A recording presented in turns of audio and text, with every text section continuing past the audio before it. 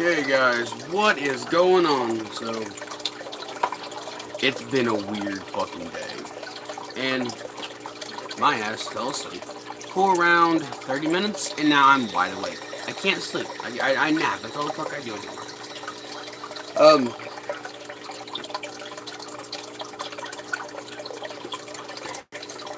so anyway, if you listen in the background very carefully, you can hear I'm watching Eight-Legged Freaks, which is by far one of my all-time favorite movies from the early 2000s.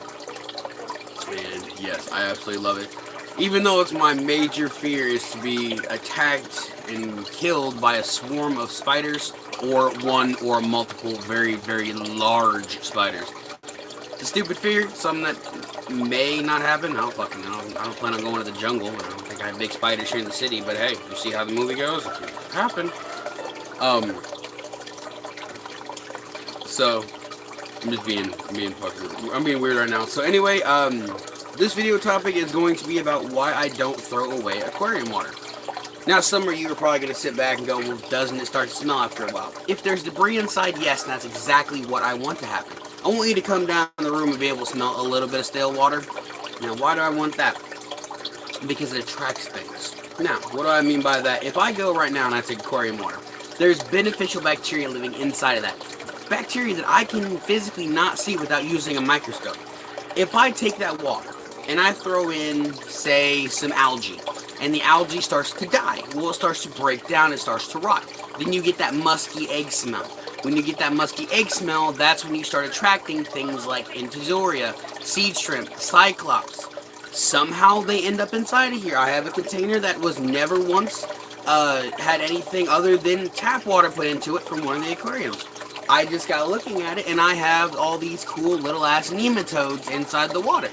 I have all these seed shrimp that have no business being in there, and the same with cyclops. I don't know how they got in there, but they're in there. So apparently they're attracted, and it's worked. So what I have done is I had Nemo's old tank, but Nemo died, so I didn't want to use Nemo's tank, so I have it used for rock storage right now. And I used Bart, which was the yellow beta koi that I had. He died a few months back, so I'm using his tank right now. And what I've done is I've collected some of the water that I have in the room. Now, I don't have them in jugs, which I really should start putting them in jugs. It'll be a lot easier to culture that way than having them just open. But I have a big container right here that's clearing up. And when it starts to clear up, that's a good sign. That means there's infusoria inside of it, and they're eating away at the dead bacteria. Now, you get algae growth in your filters all the time. That's that slimy, brown shit usually that you have inside your filters. That is what the infusoria and the nematode things feed off of strictly. Now, for rearing betas, it is key to have a micro food source for the first 2 months of their life, because by the third month, they're that big and they're ready to eat normal food. It's usually the first month to a month and a half, they're tiny. Right now, mine are a month old, and they're about that big still, so they've only gotten a little bit bigger. I have 2 of them now. This right here is a container of creek water. Nothing but pure creek water and algae. And what I've let it do is I have let it do its own thing. I've just left it, and occasionally I've added water to it. When the algae started breaking down, it got a real skunky aroma, a real nasty aroma, smell like rotten eggs. If you've ever been to an area, a body of water, where waters went stagnant because it hasn't gone away for a while, that's all the debris rotting and it has nowhere to go. That's what happens here. And eventually what happens is the infusoria does such a great job of cleaning up that the smell goes away and the whole ecosystem can restabilize. Now, with this being from the creek, there's cyclops in it. Let me show you cyclops.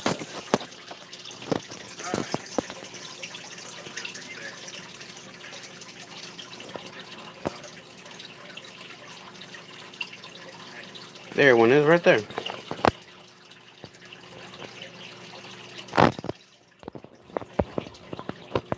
And as you can see, the water is absolutely clear.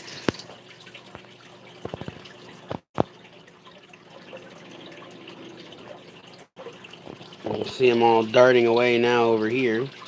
But there's a bunch of them in here, and then down here we have our debris layer of nasty, little bit of stones.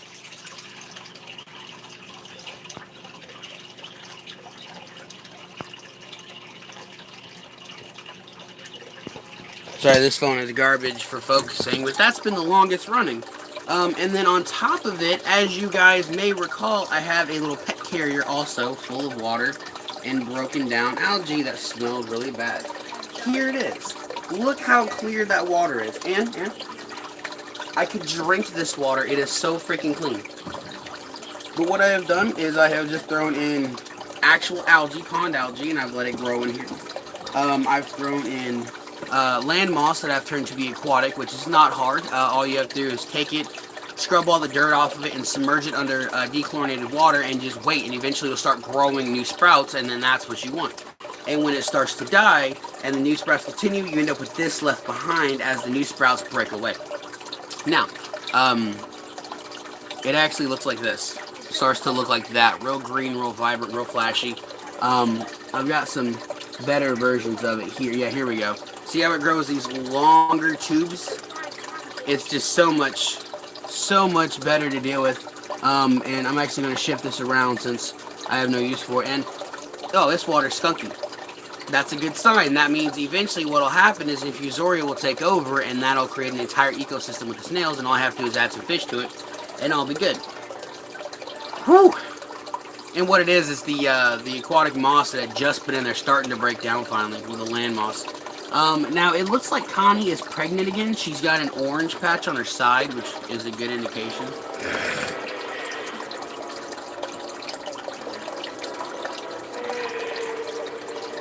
I love this movie. Which is a good indication that she's pregnant, because you'll see the eggs through their skin sometimes if you hit them right with light. So yeah, now with the water that I have just had laying around the room, I still have a whole bucket back here full of water that's still smells really bad, but you can't smell it in the air. It's only when you get down by it and you start moving it around and the methane kind of bubbles up. And I've even went as far as guppies that I've had that died, I've thrown them in that water, and that has caused an explosion of beneficial bacteria. And another thing I've been working on is this. This, my dear children, is about 2-month-old water that has cucumbers inside of it. Now, the reason I have this, and I haven't opened it, I have not opened it in 2 months. I had that much water in there. I added water. It was hot water when I put them in there, so they leached out in the water, and then it turned to this milky white color. And then what I'm going to do with this is if I need to ever start a new culture, to speed the process up with broken down materials already will increase my chances of actually successfully starting a new colony of Infusoria from scratch. So if I take this water right now and I pour all of this out into an aquarium and I just let it sit, and I throw occasionally some cucumbers into it, some plant material that I know is going to break down and rot, turn nasty, turn to like a sludge in the bottom, that is good stuff. That is exactly what you need. And over here I have aquarium gunk, filter gunk from my 35-gallon upstairs.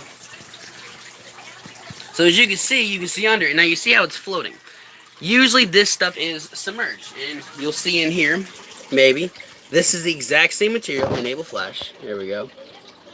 And you can see how it's settled in the water, and it's, oh no, that's not the one. Here it is. Here it is. You can kind of see how it's settled in the water and it's at the bottom. That is exactly what you need once it's broken down and the process has ended. When the process is still in its prime, this is what it looks like. It'll float for a few weeks, and then once it starts to break down and the Infusoria begin to grow and build inside, it'll start to float. Now, down here on the floor, I have no idea if there's even Infusoria inside here. This was just a test, and, you know, dead feeder guppies, you know, why not? Koi. Ow! Stubbed my toe. So we're going to turn this around, and I'm just going to hit it with a light, because I haven't hit it with a light at all. Now you can see a layer of scum on top, and that's a great thing. Now just really quickly, oh fucking A, dude. Look at them. Look at them. You see them all taking off? Those things are huge. Holy crap. Those are the biggest cyclops I've ever seen. But you can see all the sludge in the bottom. That's all tank debris. That's all from filtration systems. And you can see, I'm just kind of giving it a bit of a jiggle here. You can see them just darting off. And they're big. Holy crap. So, that shows me that I have been successful at taking a pile of garbage water and turning it into something useful rather than just dumping it out.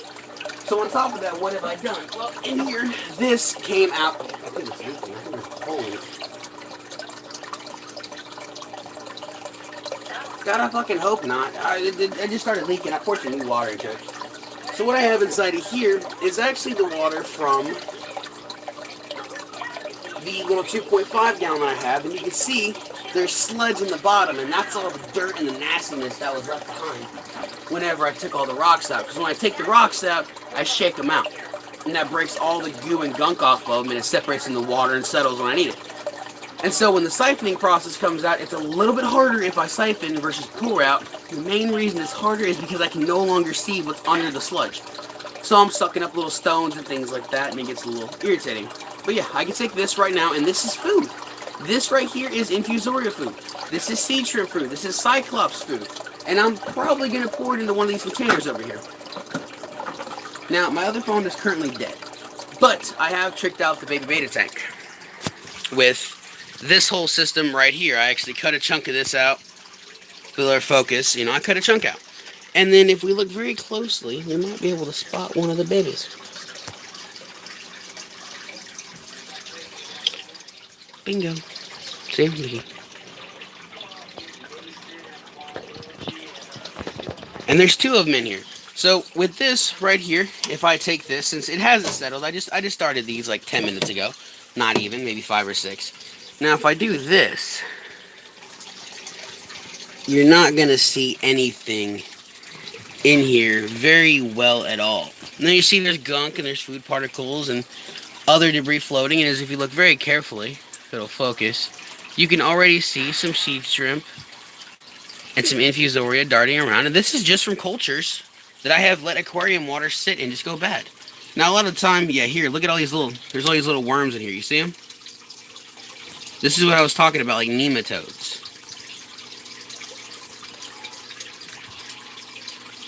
Oh my god, yeah, look at them swarming over in this corner. That's hot. There's so many of them. Yeah, he's trying to breed. They're hungry too, I haven't fed them yet. But yeah, you can see, and the thing is, these things are attracted. Now right here, if I can catch him.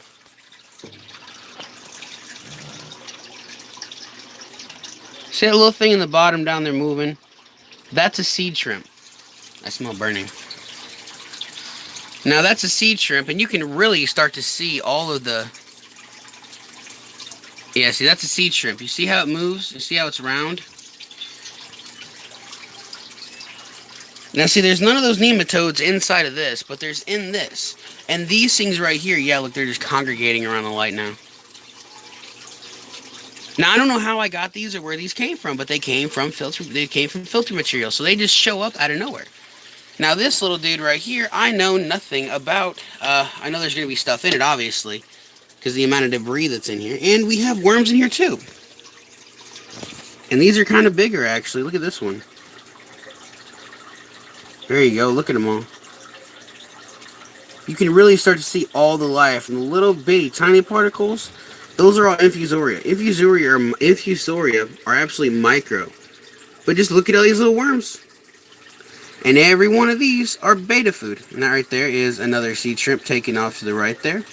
Bunch of seed shrimp in the bottom. You'll notice, and if you'll notice seed shrimp actually swim. The cyclops jerk and they jolt. They don't swim. They just kind of propel themselves. Like they use water propulsion. Like that, see? See how it has like a freaking tail on it?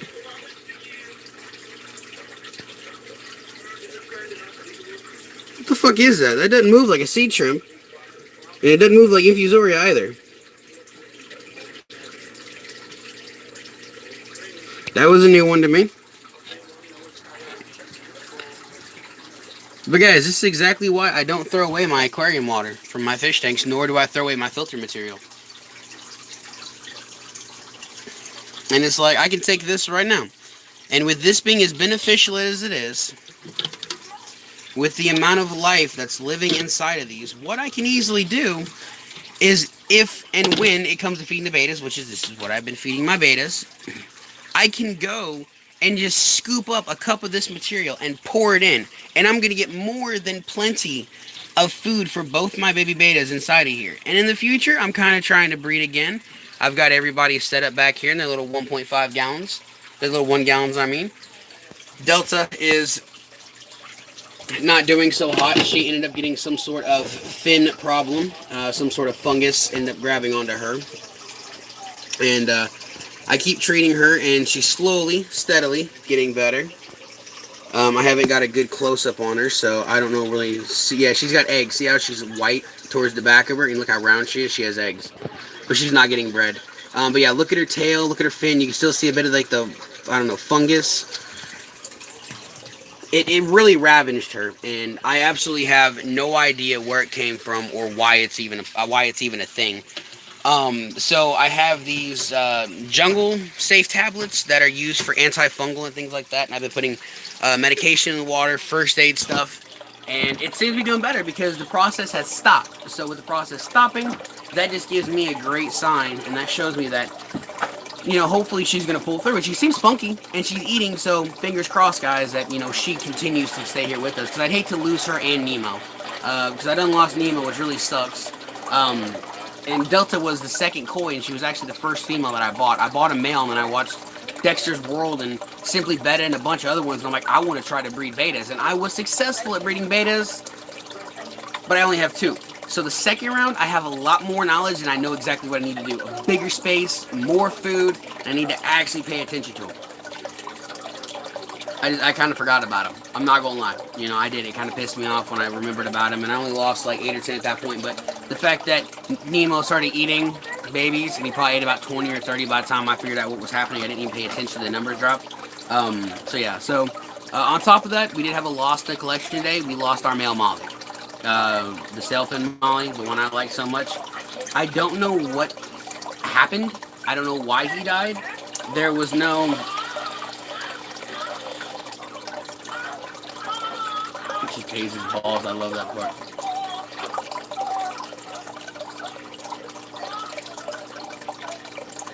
He pissed himself.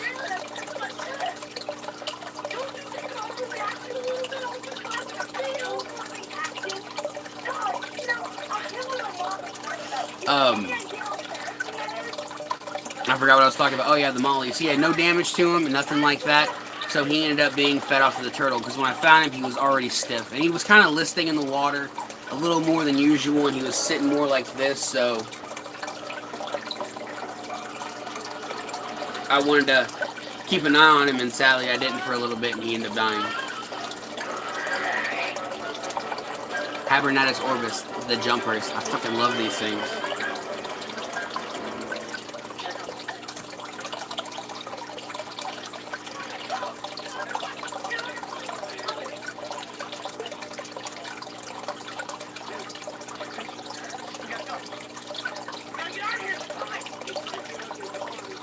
But, yeah, I definitely want to try again.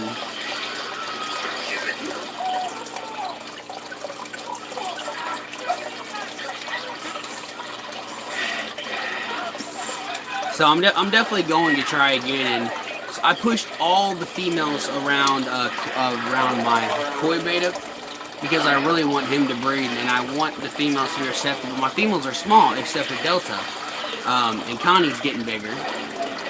But Delta's big, Connie's somewhat big, and Vanilla, she's just too little to do anything with. I don't remember what the fuck we named her. But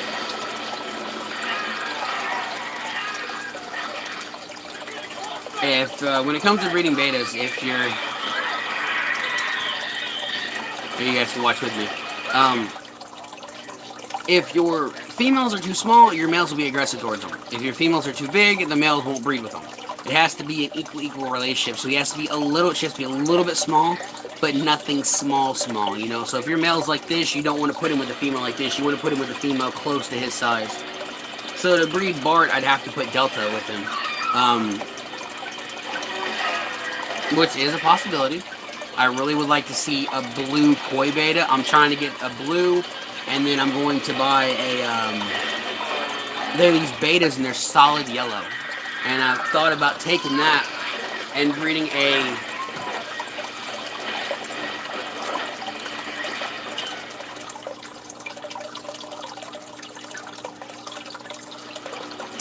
I don't know what happened. My TV was on 40.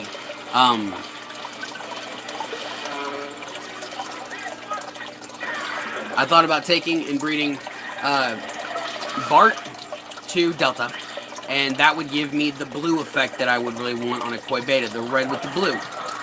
On top of that, whenever the babies are born and they're grown up, what I want to do is I want to get a gold or a yellow beta, and I want to get a yellow male veil tail and breed it to a female. Or a female veil tail and breed it to a male. I just really want the long fins on a Koi. And I think it would be so cool to make just a crossbreed, pretty much, just an amalgamation of different things. You know, I don't have to keep the bloodline pure. I'm looking for the colors. I'm looking for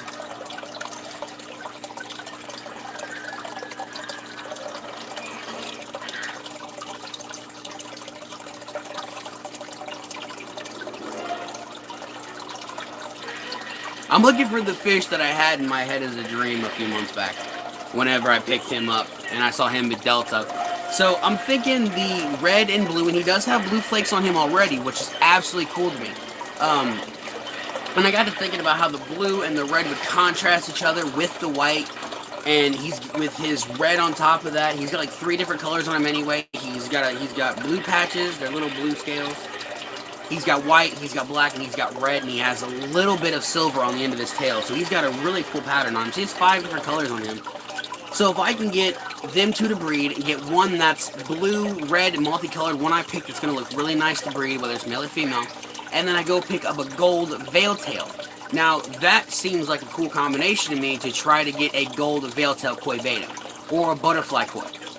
That would be cool too. A butterfly-tailed Koi. Oh my god, that would be a butterfly veil-tail Koi.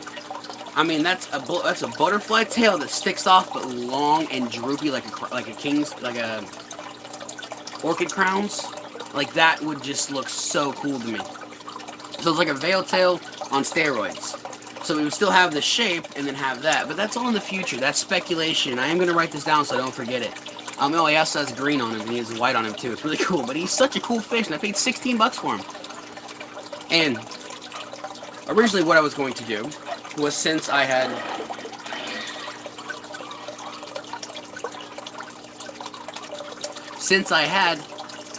Bart, which was my yellow Koi, or my gold Koi, actually, he was half-scaled with gold flakes on an absolutely gorgeous fish. If you guys haven't seen him, go check him out in my previous videos.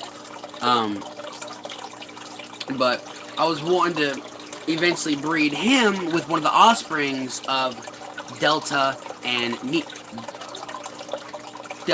Bart, and then that would give me my gold effects if I bred it to a female and still keep the Koi gene nice, without having to substitute Delta. And I can still buy one. It's just, well, once I get a new job, I'll buy one. Because as of right now, I am unemployed because I was put on layoff and then pretty much fucking fired. So that's nice.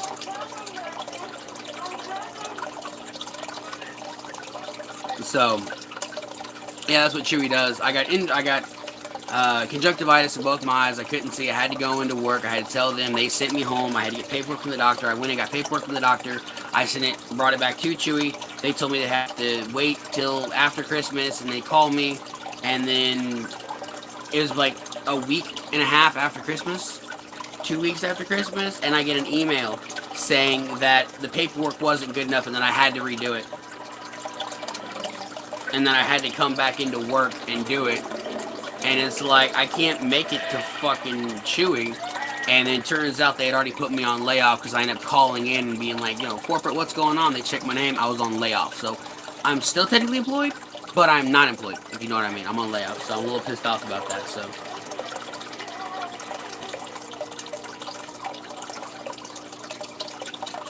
But no new babies of anything in the system yet. So that's a plus, I guess. So I just want to make this video, guys, talking to you about why it's a good idea to hang on to your aquarium water. And if you're breeding guppies, you don't really have to worry about this. But food like this, live food, they'll grow a lot faster than on flakes and things like that.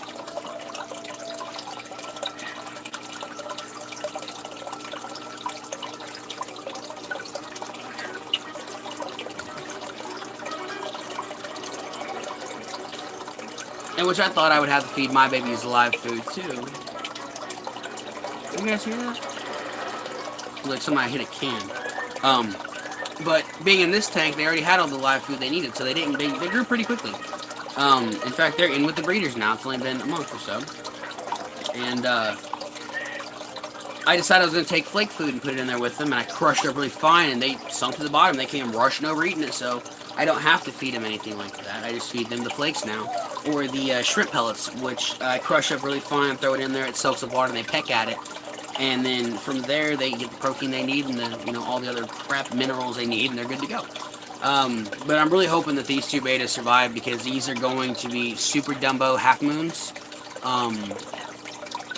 Super dwarf Dumbo half moon, let me phrase it. So they're already an expensive fish. But yeah, I'm gonna quit umming and talking, and I might try to breed betas again. The thing is, it's cold in the basement right now. Well, for temperature-wise of water. I don't have any aquarium heaters, and with the water I just let sit out, it gets to room temperature, and betas don't want to breed in anything less than 75 to 80 degrees.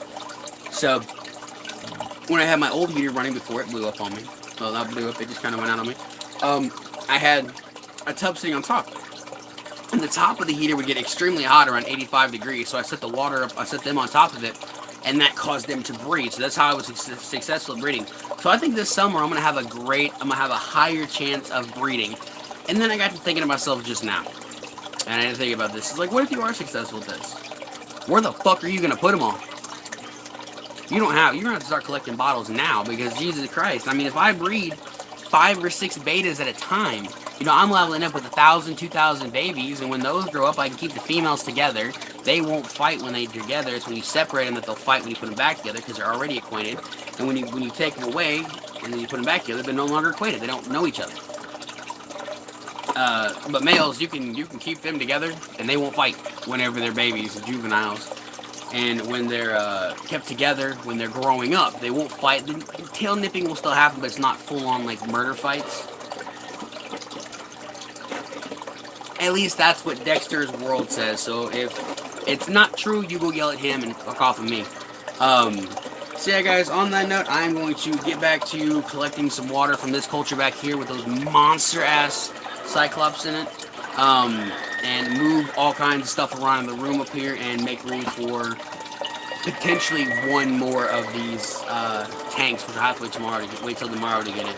So anyway, guys, love your like, comment, subscribe. Remember, never throw away your aquarium water if you're planning on breeding anything that's going to have small live birth or small eggs. Because remember, after about a week of a fish being born, even if it comes from an egg, that egg sac is gone, the egg yolk, they've absorbed it all, and you pretty much have about 3 days to feed them before they die. So if you're feeding things, I can't think of any small fish. Corydoras, belly off the bottom, I can't think of anything. Tetras, baby tetras, they're tiny as hell when they're born, Go with that. Even feeder guppies, they're born with eggs. Their egg yolk's still attached, so that's not even a good thing. So anyway, I'm gonna stop talking and blab my mouth.